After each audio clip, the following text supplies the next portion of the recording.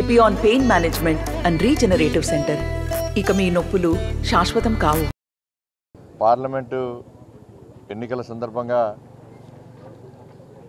ప్రచారంలో భాగంగా ఈరోజు వాకర్స్ను పెద్దలందరినీ కలవడానికి ఈరోజు ఎస్ఆర్ఆర్ కళాశాల గ్రౌండ్ రావడం జరిగింది.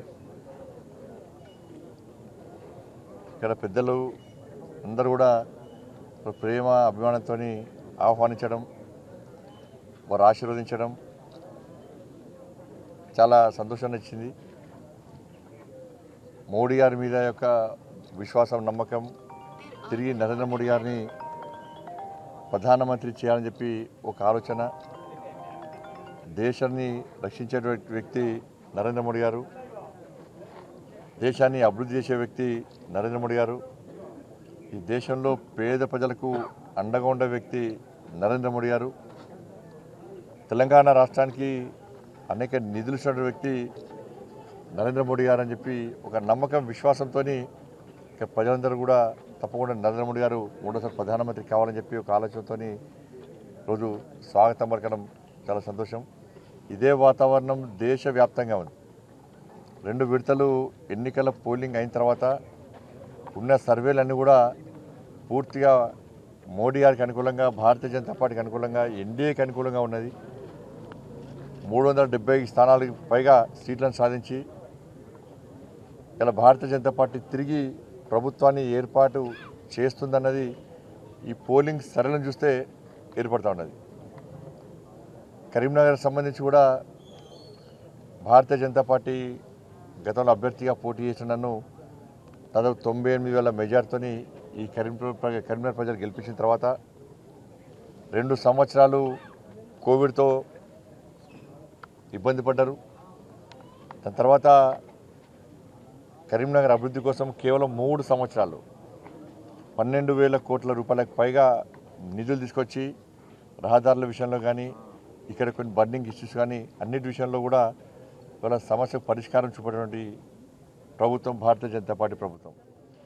స్వయంగా నరేంద్ర మోడీ గారి స్వహస్తాలతో జాతీయ రహదారులను ప్రారంభించడం జరిగింది. గతంలో బీఆర్ఎస్ పార్టీ ప్రభుత్వం ఇంకా అభివృద్ధి చేసే అవకాశం ఉన్నప్పుడు కూడా పట్టించుకోకపోవడం, సహకరించకపోవడం, పేరు ప్రఖ్యాతుల కోసం బీఆర్ఎస్ పార్టీ ప్రయత్నం చేయడం, కేంద్రం ఇచ్చినటువంటి నిధులకు మ్యాచింగ్ లాంటి ఇవ్వకపోవడము, భూసేకరణకు సహకరించకపోవడము, అధికారులను బెదిరించడం, ఇవన్నీ కూడా జరిగినప్పుడు కూడా అన్నింటినీ తట్టుకొని దాదాపు 12,000 కోట్ల రూపాయలకు పైగా నిధులు తీసుకురావడం జరిగింది. ఇలా సిఆర్ఎఫ్ నిధులు కానీ, గ్రామీణ సడక్ యోజన కానీ అనేక నిధులను తీసుకున్నటువంటి పార్టీ భారతీయ జనతా పార్టీ. కాబట్టి బీఆర్ఎస్ పార్టీ, కాంగ్రెస్ పార్టీ ఒక ప్లాన్ ప్రకారం ఇద్దరు ఒకటై, ఇద్దరు కుమ్మక్కై భారతీయ జనతా పార్టీని, భారతీయ జనతా పార్టీ అభ్యర్థి నన్ను కానీ నరేంద్ర మోడీ గారి పట్ల అసభ్య పదజాలంతో ఒక ప్లాన్ ప్రకారం అర్థం పర్థం లేని విమర్శలు చేయడాన్ని ఇలా కరీంనగర్ సమాజం గుర్తిస్తున్న విషయాన్ని ఆ నాయకులు గుర్తించాలి. వాళ్ళిద్దరు కూడా ఏ రోజు ప్రజలను ఆదుకున్న దాఖలాలు లేవు, ఏ రోజు ప్రజల గురించి పట్టించుకున్న దాఖలాలు లేవు. ఇప్పుడు పోటీ చేస్తున్న ఇద్దరు అభ్యర్థులు ఏనాడు రైతుల ఉద్యమాలు చేయలే. వాళ్ళ రైతుల ఉద్యమాలు చేసి కళ్ళాలకు పోయి, కొనుగోలు కేంద్రాలకు పోయి, లాఠీ దెబ్బలు తిని, రాళ్ల దాడిని భరించి, వాహనాలు ధ్వంసం చేసినా, కార్యకర్తల తలలు చేతులు వల్లగొట్టినా కూడా అన్నిటికీ తట్టుకొని రైతులకు అండగా నిలిచిన వ్యక్తిని ఇలా కరీంనగర్ పార్లమెంట్ అభ్యర్థిగా పోటీ చేస్తున్నాను నేను. ఇవాళ నిరుద్యోగ సమస్య విషయంలో ఈ ఇద్దరు అభ్యర్థులు ఏ రోజు కూడా నిరుద్యోగులకు అండగా లేరు. నిరుద్యోగ సమస్య స్పందించిన దాఖలాలు లేవు. ఇవాళ టీఎస్పీఎస్సీ పేపర్ లీక్ అయితే అనేక మంది విద్యార్థుల భవిష్యత్తు నాశనమైతే, అనేక యువత భవిష్యత్తు నాశనమైతే దానికి వ్యతిరేకంగా ఫైట్ చేసి రాష్ట్ర వ్యాప్తంగా పర్యటించి అనేక ఉద్యమాలు చేసి ఇవాళ అప్పటి బీఆర్ఎస్ పార్టీ ప్రభుత్వం అక్రమ కేసు పెడితే కూడా ఇవాళ జైలుకు వెళ్ళినటువంటి వ్యక్తిని నేను. ఇలా మహిళల విషయంలో కూడా మహిళల మీద అత్యాచారాలకు వ్యతిరేకంగా ఫైట్ చేసినటువంటి వ్యక్తిని నేను. ఇవాళ 317 జీవోకు వ్యతిరేకంగా ఉద్యోగులు ఉపాధ్యాయులకు అండగా ఉండి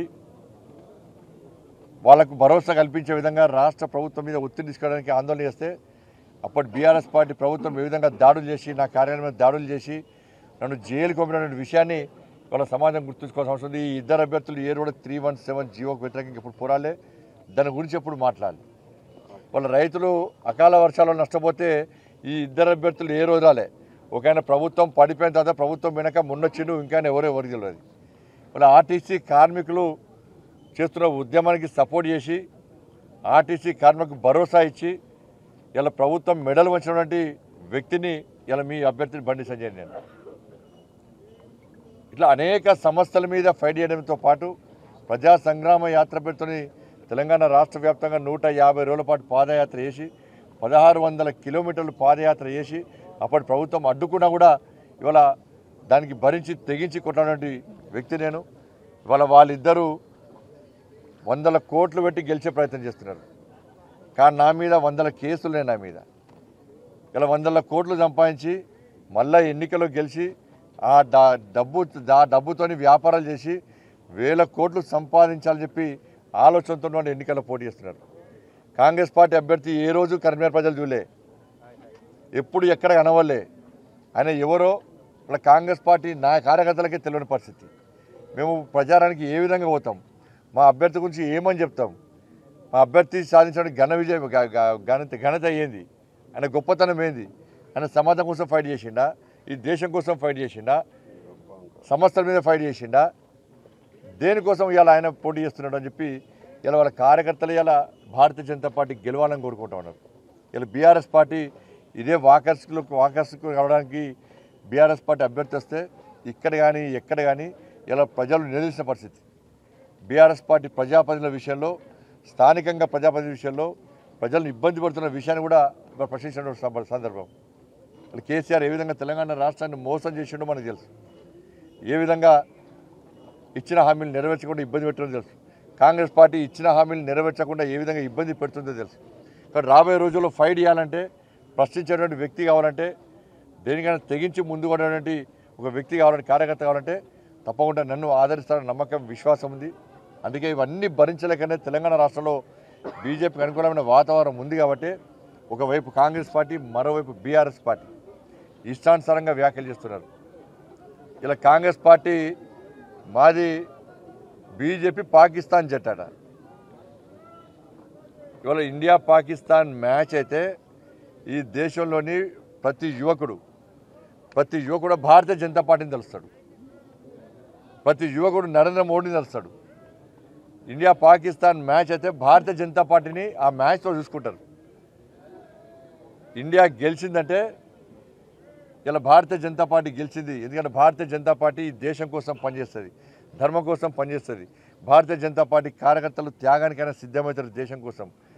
కానీ ఏ రోజు ఇండియా పాకిస్తాన్ మ్యాచ్ అయితే కూడా ఇలా కాంగ్రెస్ పార్టీని గుర్తించుకునే పరిస్థితి లేదు. ఇలా కాంగ్రెస్ పార్టీ ఒక వర్గం ఓట్ల కోసం కక్కుర్తిపడే ప్రయత్నం చేస్తున్నది.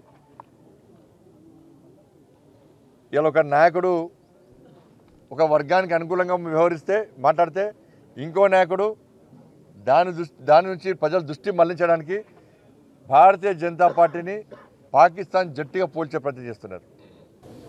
చూడండి, ఇది కాంగ్రెస్ పార్టీ అంటేనే అది ముస్లిం సోదరుల యొక్క పార్టీ, ముస్లింల యొక్క పార్టీ. అది ఆ పార్టీ మీ సొంతం. మీ యొక్క హస్తం లేకుండా కాంగ్రెస్ పార్టీ ఎప్పుడు కూడా అధికారంలోకి రాలే. ఇప్పుడు మళ్ళీ వస్తుంది అంటే అది ముస్లిం సోదరీమణుల యొక్క త్యాగం అని చెప్పి మీకు ఈ సందర్భంగా మనం చెప్తున్నాం. ముస్లింలు ఎక్కడుంటే అక్కడ అన్ని నియోజకవర్గాల్లో ఈనాడు కాంగ్రెస్ పార్టీ గెలవబోతా ఉంది. అంటే మీ యొక్క అల్లా దయ, అల్లా కృప. ఈ కాంగ్రెస్ పార్టీ అంటేనే అది ముస్లిం సోదరుల యొక్క పార్టీ, ముస్లింల యొక్క పార్టీ. అది ఆ పార్టీ మీ సొంతం. మీ యొక్క హస్తం లేకుండా కాంగ్రెస్ పార్టీ ఎప్పుడు కూడా అధికారంలోకి రాలే. ఇప్పుడు మళ్ళీ వస్తుంది అంటే అది ముస్లిం సోదరీమణుల యొక్క త్యాగం అని చెప్పి మీకు ఈ సందర్భంగా మనం చెప్తున్నాం. ముస్లింలు ఎక్కడుంటే అక్కడ అన్ని నియోజకవర్గాల్లో ఈనాడు కాంగ్రెస్ పార్టీ గెలవబోతా ఉంది. అంటే మీ యొక్క అల్లా దయ, అల్లా కృప. ఈ దీని నుంచి ప్రజల్లో కూడా వ్యతిరేకత వస్తుందని భావించిన కాంగ్రెస్ పార్టీ భారతీయ జనతా పార్టీని పాకిస్తాన్ జట్టు అని పోస్తున్నది. ఇలా నేను దాన్నే స్వీకరిస్తున్నాను. ఇలా పాకిస్తాన్ జట్టు కాదు మాది. ఇలా ఐపీఎల్ మ్యాచ్ నడుస్తుంది తెలంగాణ దేశంలో. Indian political league match. Indian political league మ్యాచ్లో మా కెప్టెన్ నరేంద్ర మోడీ గారు. మీరు క్రికెట్తో పోలుస్తారు కదా, అసలు కాంగ్రెస్ పార్టీ కెప్టెన్ ఎవరు? మా ప్రధానమంత్రి అభ్యర్థి నరేంద్ర మోడీ గారు. కాంగ్రెస్ పార్టీ ప్రధానమంత్రి అభ్యర్థి ఎవరు? ఈ దేశాన్ని రక్షించే వ్యక్తి కాంగ్రెస్ పార్టీలో ఎవరున్నారు? ఈ దేశాన్ని అభివృద్ధి చేసే వ్యక్తి కాంగ్రెస్ పార్టీలో ఎవరున్నారు?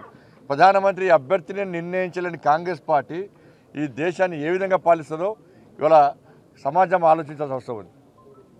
అందుకే ఇండియన్ పొలిటికల్ లీగ్ మ్యాచ్లో పక్కా 370 నుంచి 400 సీట్లు గెలుచుకొని భారతీయ జనతా పార్టీ తిరిగి అధికారం చేపట్టబోతున్నది. కాబట్టి బీఆర్ఎస్ పార్టీని గతంలో ఏ విధంగా మోసం చేస్తే గుణపాఠం చెప్పారో ఈ పార్లమెంట్ ఎన్నికల్లో కాంగ్రెస్ పార్టీ ఉండే గుణపాఠం చెప్పాల్సిన అవసరం ఉంది. కేసీఆర్ చేసిన మోసాలను ఇప్పటికి సమాజం మర్చిపోతలేదు. అందుకే కేసీఆర్ మొన్న ఏ విధంగా బుందబెట్టారో కేసీఆర్ పార్టీని మళ్ళీ ఎన్నికల్లో కేసీఆర్ అయిపోయిన కాలోజీ మాటలను పరాయవాడు తప్పు చేస్తే పొల్లి మీరు తరిమి కొట్టాలన్నారు. స్థానికుడు తప్పు చేస్తే ఇక్కడే పాత్రే అన్నాడు. మొన్న తరిమి కొట్టిర్రు. ఇప్పుడు ఈ పార్లమెంట్ ఎన్నికల తర్వాత కేసీఆర్ భాషలను పాత్రలను లోపలికి తొక్కిపడుతున్న విషయాన్ని కేసీఆర్ గుర్తుంచుకోవాలి. ఇలా మళ్ళీ మాయం చేసి మోసపూరిత మాటలతోని మళ్ళీ సెంటిమెంట్ రగిలించే ప్రయత్నం చేస్తే ప్రజలు దాన్ని విశ్వసించాలనే విషయాన్ని గుర్తుంచుకోవాలి. అందుకే ఇది అభివృద్ధి నిరోధనకు జరుగుతున్న ఫైట్. ఇది చీటర్స్కు లూటర్స్కు ఒక ఫైటర్కు జరుగుతున్న ఫైట్. ఇది గడీల వారసులకు ఒక గరీబోని బిడ్డకు జరుగుతున్న ఫైట్. అంటే కరీంనగర్ ప్రజలు ఆలోచించాలి. వాళ్ళు చూపుగా వచ్చిపోయేటోళ్ళు వాళ్ళందరూ కూడా. నేను ఎప్పుడు ఇక్కడ ఉండి ఏ ఇబ్బంది వచ్చినా ఏ కష్టం వచ్చినా మీ బిడ్డగా మీ కరీంనగర్ బిడ్డగా ఆదుకునే వ్యక్తిని, అండగా ఉండే వ్యక్తిని, ఫైట్ చేసే వ్యక్తిని, తెగించి కొట్లాడే వ్యక్తిని. వాళ్ళిద్దరు ఎప్పుడన్నా మీకు కనబడ్డారా? వాళ్ళిద్దరు ఎప్పుడన్నా మీకు సపోర్ట్ చేసిరా? వాళ్ళిద్దరు కోవిడ్ అప్పుడు వచ్చిరా? రైతులు నష్టపోతూ వచ్చిరా? ప్రజలు ఇబ్బంది పడుతూ వచ్చిరా? యువకులు ఇబ్బంది పడుతూ వచ్చిరా? ఎప్పుడైనా సమస్యలు స్పందించిరా? మేము చేసిన అభివృద్ధి కార్యక్రమాలను వాళ్ళు చేసిన చెప్పుకునే ప్రయత్నం చేస్తున్నారు. కాబట్టి దయచేసి ఆలోచించండి. భారీ మెజార్టీతోని ఇలా నన్ను గెలిపిస్తే, నాకు ఓటేస్తే నేను పోయి నరేంద్ర మోడీ గారికి ఓటేస్తా. కాంగ్రెస్ పార్టీ అభ్యర్థికి ఓటేస్తే ఆయనకు ఎటు ఓటేయాలనో ఎవరికి ఓటేయాలనో ఇప్పటికీ కన్ఫ్యూజనే. బీఆర్ఎస్ పార్టీకి ఓటేస్తే కేసీఆర్ బీఆర్ఎస్ పార్టీ భారత రాష్ట్ర సమితి, ఇలా తెలంగాణ రాష్ట్ర సమితి కూడా లేకపోయి ఎటు కాకుండా నా ఘర్కా నా ఘాట్కా అన్న పరిస్థితి బీఆర్ఎస్ పార్టీ. బట్ ఇటువంటి పరిస్థితుల్లో భారతీయ జనతా పార్టీని ఆదరించాల్సిందిగా, నరేంద్ర మోడీ గారిని తిరిగి ప్రధానమంత్రి చేయాల్సిందిగా అందరికీ విజ్ఞప్తి చేస్తూ, ఏవైతే ఇచ్చిన హామీలో 370 ఆర్టికల్ రద్దు కానీ, త్రిపుల్ తలాక్ రద్దు కానీ, అయోధ్యలో 500 సంవత్సరాలుగా ఈ దేశంలోని హిందూ సమాజం ఎదురుస్తున్నటువంటి భవ్యమైన దివ్యమైన రామ మందిర నిర్మాణం కానీ, సిటిజన్షిప్ అమెండ్మెంట్ యాక్ట్ విషయంలో కానీ అన్ని విషయాల్లో వాస్తవాలు ఆలోచించి భారతీయ జనతా పార్టీకి మద్దతు తెలపాల్సిందిగా అందరికీ విజ్ఞప్తి చేస్తా ఉన్నాను. కాంగ్రెస్ పార్టీతో అధికారం చెలాయించాడు, కాంగ్రెస్ ప్రభుత్వంలో మంత్రి అయ్యాడు. తెలంగాణ అప్పుడు ఉమ్మడి ఆంధ్రప్రదేశ్లో కూడా కాంగ్రెస్ పార్టీతో అలయన్స్ పెట్టుకున్నాడు. మరి అప్పుడు జాతీయ పార్టీ గురించి ఎందుకు మాట్లాడలే? కానీ వాళ్ళిద్దరి మధ్య అండర్స్టాండింగ్ ఉంది. ఇవాళ బీజేపీ కూడా గెలుస్తుంది కాబట్టి ఇలా అంత డ్రామా, పొలిటికల్ డ్రామా. అయినా కేసీఆర్ని కూడా పట్టించుకుంటున్నాను, కేసీఆర్ పట్టించుకుంటాడు అన్న. ఇప్పుడు కేసీఆర్ ముఖం పెట్టుకొని తిరిగే పరిస్థితి లేదు. బీఆర్ఎస్ పార్టీ అభ్యర్థులు, బీఆర్ఎస్ పార్టీకి అభ్యర్థులే కరువయ్యారు. బీఆర్ఎస్ పార్టీ బీఫామ్ తీసుకొని కూడా పోటీ చేయాలా వద్దా అని ఆలోచించే పరిస్థితి. ఇక్కడ కూడా అదే పరిస్థితి. వస్తున్నాడ కేసీఆర్ 5 రోజులు ఉంటాడట. ఉంటుంది కన్వీనర్ బీజీ ప్రజలు సమాధానం చెప్పడానికి సిద్ధంగా ఉన్నారు.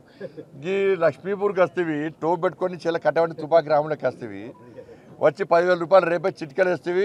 నేను కేసీఆర్, నేను ముఖ్యమంత్రి మాట ఇస్తే తప్పుతుందా? నేను హైదరాబాద్ వే వరకు మీ అకౌంట్లో టిక్ కొని పైసలు పడుతున్నాడు, టక్ పని కూడా వాళ్ళే 10,000 రూపాయలు ఏడవైనాయి.